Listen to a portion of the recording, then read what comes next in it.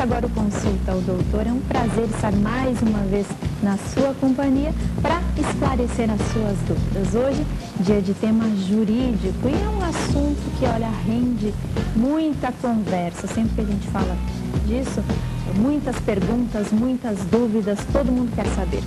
Nosso tema hoje, pensão alimentícia. E para nos ajudar a aprender um pouco sobre esse assunto, a gente recebe a doutora Kátia Peperaio, que é uma especialista no assunto, claro. Boa tarde, doutora. Boa tarde, Silvana. Prazer te receber. Prazer é meu. Vamos hoje falar desse assunto, né? Muito importante, é um prazer estar aqui mais uma vez para tratar de um tema tão importante. E, enfim, é um assunto que rende bastante discussão, né? São muitas dúvidas, muitos detalhes envolvidos nessa questão toda, Muitas dúvidas, muitas peculiaridades. E olha só, daqui a pouquinho o telefone vai estar liberado para você de casa também participar, fazer a sua pergunta. Doutora, para a gente começar, vamos falar, todo mundo sabe o que é a pensão alimentícia, né? Mas juridicamente falando, explica para a gente o que é a pensão, o que é que está incluído em alimentos?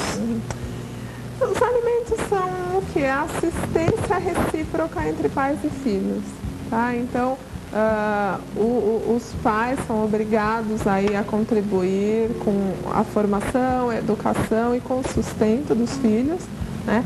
E se os pais necessitarem também, os filhos têm que prestar essa assistência. Então, uma assistência recíproca que vale para tudo, seja financeiro, seja emocional, ou seja, para a formação mesmo da pessoa. E aí em alimentos inclui-se tudo, não é alimento, comida propriamente dita, vai além disso, né? Sim, toda a assistência, né? Juridicamente, propriamente, na prática se fala mais em dever pecuniário mesmo. Enquanto se paga, pode ser, de repente, uma pensão só em dinheiro, pode ser uma pensão, uma parte em dinheiro, outra parte, o pagamento diretamente à escola, ao tratamento médico, ao tratamento odontológico, enfim. Cada caso vai ter uma necessidade diferente e para cada caso pode ser estipulada coisas diferentes, obrigações diferentes. E como é que se estipula o valor dessa pensão? A gente sempre ouve falar 30%. É assim mesmo? Os juízes tomam uma regra, né? E essa regra comum é mesmo de 30%, tá? A pensão, ela é estipulada com base na possibilidade de quem vai pagar e a necessidade de quem recebe, tá? Geralmente 30%, isso tem que ser comprovado qual é o ganho. E aí o pai ou a mãe, geralmente mais comum é se falar em pai ou mãe pagando para os filhos, mas o filho também pode ser obrigado a pagar a pensão para os pais. Agora esse 30% não é uma regra fixa, é sempre 30%, tudo vai depender também das circunstâncias, né? Porque, por exemplo, um pai que tenha um filho de um casamento e um outro filho de um outro casamento.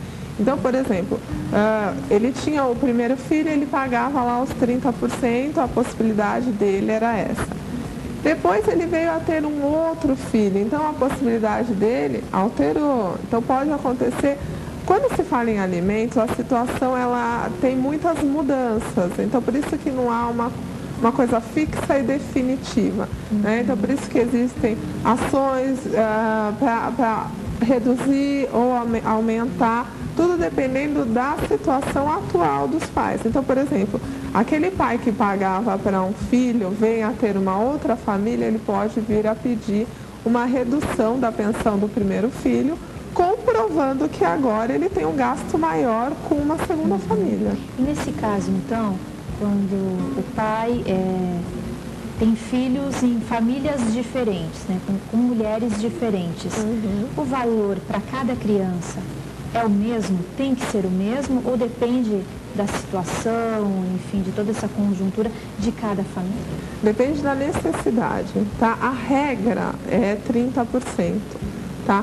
Mas depende da necessidade. Então, por exemplo, um filho que não está ainda em idade escolar, ele tem uma necessidade pecuniária de dinheiro menor do que um filho, por exemplo, que esteja numa idade escolar, com maiores gastos. Então, tem que ser analisado caso a caso mesmo. Não é porque é filho do mesmo pai que vai ter direito a receber a pensão exatamente igual de um irmão. Não necessariamente, justamente, porque um de repente vai gastar mais do que o outro, dependendo da faixa etária, por exemplo. Você falou sobre a revisão do valor da pensão. Como é que isso acontece? É só nesse caso, quando por alguma questão o pai não vai mais poder continuar pagando o mesmo valor, por exemplo, o nascimento de um outro filho, enfim, em que situações o pai pode pedir a revisão? Sempre que há uma alteração mesmo, tá? Pode ser tanto o pai para reduzir, geralmente para reduzir, como pode ser também em relação aos filhos para aumentar. Então, por exemplo, o pai trabalhava, né, em determinada situação, recebia um certo salário e de repente passou a receber muito mais. Também nesse caso, o filho pode pedir um aumento da pensão.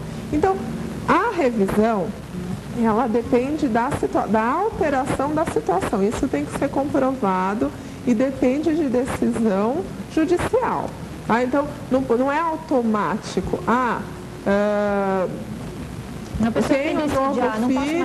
Tenho um novo filho, não posso mais pagar. Não, ele precisa acionar, através de um processo judicial, para que altere. E o que acontece também é importante frisar, em caso que o filho maior de 18 anos, né?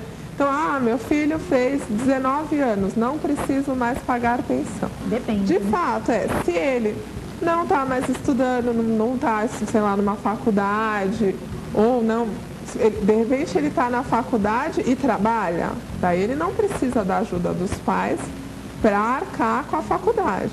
Então, mas de qualquer forma, para deixar de pagar pensão, ou seja, exonerar-se da pensão, porque, por exemplo, o filho completou 19 anos, não é automático, precisa de um processo judicial e de uma decisão judicial que libere do pagamento da pensão, porque senão ele pode ir preso.